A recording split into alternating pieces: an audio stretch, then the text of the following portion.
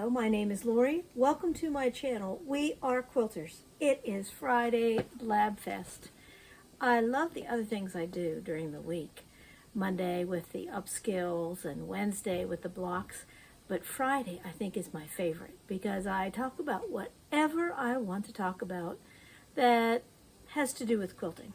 So today I'm going to start off my first topic. When we had friends visit us when we were in West Virginia, my friend's husband brought me a bag, and I wish I had taken a picture of the bag of sewing machine parts and pieces. Well, I sorted them all out into things that had to do with the bobbin, things that had to do with other parts. There goes my husband carrying something past the window. He thinks he's not going to be in the video because he's outside. Ha! He is. Anyway. He brought me this big hunkin' bag of parts and pieces. So I sorted it all into useful things. Things that were washer-like, things that had to do with bobbins, things that had to do with those rubber donuts, like the rewind donuts. There were some of those that were still viable, soft rubber donuts, like that go on this machine. And I am needing one of those. This one is at the end of its life. And they cost a couple bucks, plus then you usually have to pay shipping and handling. So I was glad to get this bunch of parts. And there were some usable bobbins. There were some bobbins in there for the drop-in singer.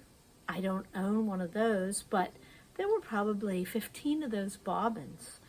So if you have a drop-in bobbin singer with the plastic bobbins, please get in touch with me through my email, wearequilters@gmail.com, and I will gladly send those to you as a gift because I don't think I'll ever have one of those. It also had bobbins for my white 221 machine. Fantastic. I had to buy those as a remake type deal from someplace in California and have them shipped. So I was thrilled to have all these parts and pieces that I sorted, and now they're ready to use. Now my second topic. I had this ready and I just forgot to talk about it last Friday. I showed you in an earlier video how I fussy cut things, and I use my ruler and a Sharpie marker to write on top. And I told you, comes right off with fingernail polish remover. Well, I want to show you and prove it to you so you are not afraid to try this technique. So let me be quiet for just a minute and sit here while we watch me remove some marks. It's just that quick. Recently, I did some marking on a ruler so that I could have two of the same fussy cut. And now I have Sharpie marker on top of the ruler. So I want to show you two products that easily remove Sharpie marker. So first of all, it's just any old kind of fingernail polish. Doesn't really matter if it's what chemicals in it. If it'll remove fingernail polish, it will remove Sharpie marker. So just cotton ball, a little bit of that, takes the marks right off. Now when I am done here, I'm going to wipe this down with a wet paper towel. Also, I've got some good old hand sanitizer. This works pretty well. This one has a moisturizing, so it has a little bit of something added to it. So it's actually slimier. But like I said, I'm going to wash the top of my ruler. There it is, cleaned off. And now I will go wipe it with some plain water so that it doesn't have any residue from the fingernail polish remover or from the hand sanitizer. And I am ready to go do some more fussy cutting. The next item. I was looking at something on Pinterest and it caught my eye. Quilters Rules. And it has a few. The pattern's just a suggestion. I also feel this way about recipes. I don't know how you are, but I don't think I've ever followed a pattern completely exactly the way they wanted me to. I don't know why. It's just I always have something that I want to change or make different, or I can never follow the color scheme. It's just a defect, I guess. Measure twice, cut once. Well, we know that that's a good rule in sewing and carpentry. Don't bleed on the fabric. Well, if you happen to bleed on the fabric, we also know that your own slobber, for some reason, the enzyme in your slobber helps remove blood. It's not a perfect science, but it does help. The fourth one, it's not a mistake, it's an opportunity. I'm calling BS on this one. Yeah, it's nice to have an opportunity to fix what you mess up, but do you really want that opportunity? I don't know. But being able to fix something instead of, at one point in my life, I would have just gone, oh, I don't think I'll work on this anymore, and put it away and left it away for eternity until I gave it away. So I think I've grown personally, and I do see it as an opportunity, but sometimes that having an opportunity is frustrating. Watch your bobbin. Nobody wins the bobbin race in the end. Just saying. We all live, we all die, we all run out of bobbin thread. Just the way it is. Use good fabric. Well, we all use the best fabric that we can find and afford. That's what quilting is. My great-great-great-grandmother did not use the most expensive quilting fabric on the planet. She lived on a farm. She had to use what she had. So I'm not big on, oh, I have to have this line by blah, blah, blah. It's whatever I find that I like, because it's my quilt. And your quilt is your quilt.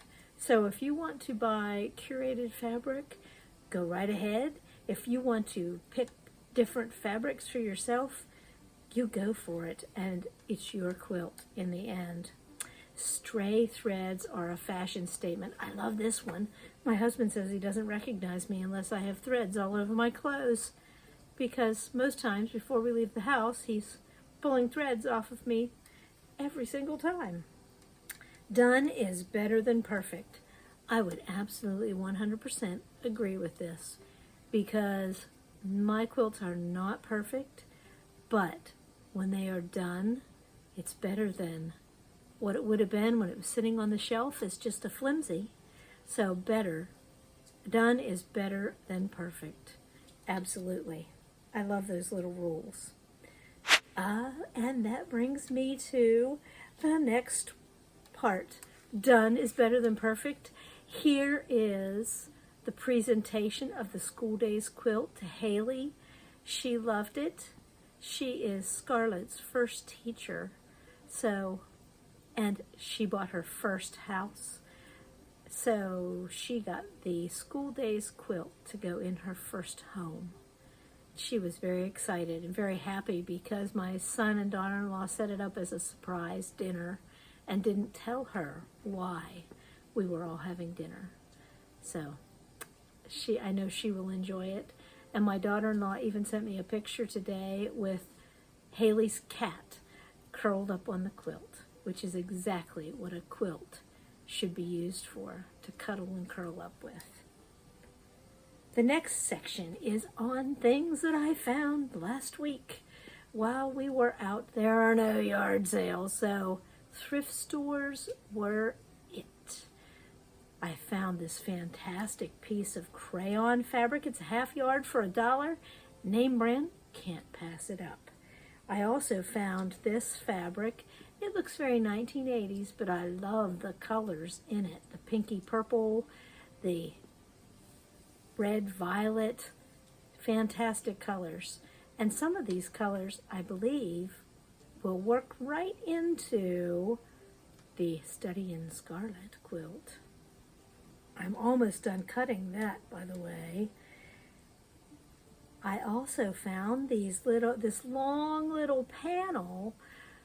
It has 6 6-inch squares, and wrapped up inside of it, because it was all wrapped up in a little bundle, were 2 cute little quilt blocks, little star blocks that also measure 6.5 inches. Very cute. I found some doilies with the Walmart tags still stapled on the top. so that they can be used in embellishments. I'm going to wash those first. Because of that color, I don't trust they really are color fast. I found a couple books for 50 cents a piece. Now the beginner book, when I first picked it up and flipped through it, it was because it had an alphabet in it that I really liked it. And it's a patchwork alphabet. I marked a couple pages here. I also noticed that it has How to Draft a Drunkard's Path pattern.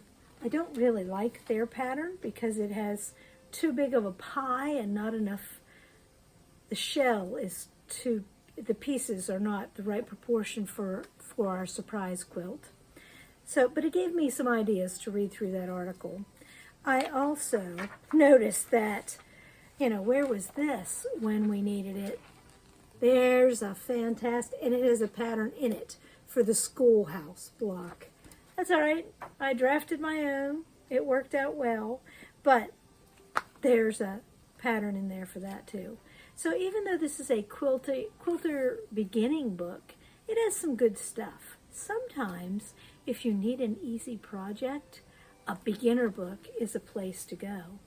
Now the second book that I picked up, I have one of these in my sewing room already in West Virginia, and I couldn't resist picking up a second one for here because of this, you know what's coming, that star, that snowflake. I love that shape in quilts, and I know that the pieces are all odd cut, and it's okay.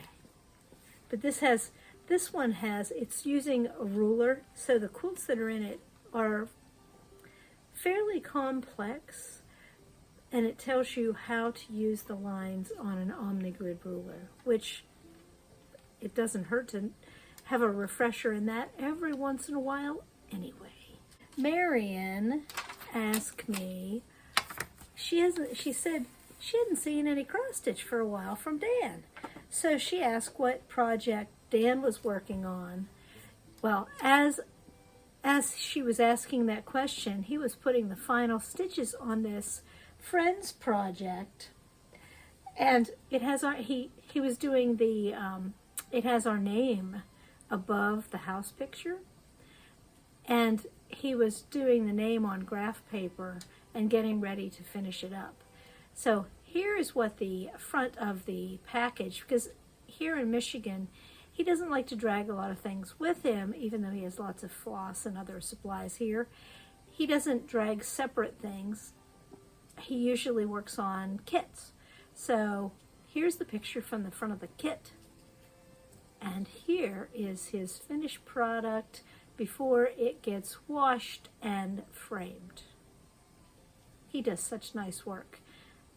I especially like when he does things that are complex. The one he's working on now is a Thomas Kincaid. It has a cabin and a lake and a boat, and it's going to have lots of different little colors. He paid $3 for the kit. I'm sure someone else paid a lot more for that little kit. The patriotic quilt layout is my next topic, which is wonderful because that flag is waving there beside me outside the window because the wind is, it's quite windy today. We're under a burn warning. And they've had a little bit of forest fire problem down in the Midland area, so it's windy. When the flag is flapping like that, because of the weather quilt, I know that it's somewhere between 7 and 10 miles an hour usually, and yeah, it's windy, windy, and it's a little on the cool side, but it's perfect sunny Michigan weather. Anyway, I digress. Back to my next topic, the Patriotic Quilt Series. I know that I published it's showing up. You can't even see it because of the light coming in the window. But it's on graph paper, and I know that the picture that is on the YouTube description is very light. So I am going to work on darkening that up a little bit. That brings me to the second part. I have been having all kinds of trouble with my WordPress blog. I don't know how to put it. It just won't load. And my son has to reset it because he's my administrator. And sometimes there's delays. I don't like delays. I don't know about you. When I am ready to work on a pattern, when I see it online and somebody says, hey, the printable link is below, I expect to be able to print it. Or if it says, go to my blog, blah, blah, blah, I expect to be able to do that right away. And if I don't do it right away, I'm probably going to forget. And if I don't forget, it might be months before I get back to it. So I have come up with another way to add the printable PDF. Every time on Block Wednesday, that printable PDF should be in the description block. And if my blog is working correctly, it will be there also. Please let me know if those things don't work so I can fix them and or improve them. Because I know how frustrating it can be when you want something and it's just not there. So, I didn't even put it on my list. I finished all 12 of the Road to the White House blocks. They go very quickly. It took me less than an afternoon to finish all 12 blocks. I think it took longer to actually cut out the 12 blocks than it did to sew them because you can speed piece them very easily. And if you don't know what I mean by speed piecing, I mean doing all the 4 patches, doing all the half square triangles all at one time, having them all cut out and doing it all at once. And then they are done and ready to go. That one is an easy one to do that with because there's not a lot of things to mix up and sew the wrong direction, even though I did have to get out my seam ripper and pull some things apart because I put a half square triangle going the wrong direction. So that took a while and made the whole process go a little bit longer than it probably should have.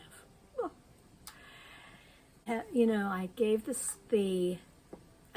school days quilt to Haley, and after I had filmed last Friday's episode, Marion sent me a picture of an alphabet quilt that she had from her guild that she was finishing up, and a picture of some school fabric that she had on. I love this red fabric with all the little outlines with kitties and puppies and those sorts of things on it. Thank you for sharing that with me, Marion. I have had a great time blabbing at you today. I hope that you have a great weekend. If you have any comments, please share with me. I love to hear from you. And I am going to get back to doing some sewing, working on those May weather blocks. That might be a good place to go. And I am starting to pack up some things for the great migration south for the winter to West Virginia. Anyway, have a good weekend. Enjoy, enjoy, enjoy. Thank you for watching. Remember to like and subscribe and have that good weekend.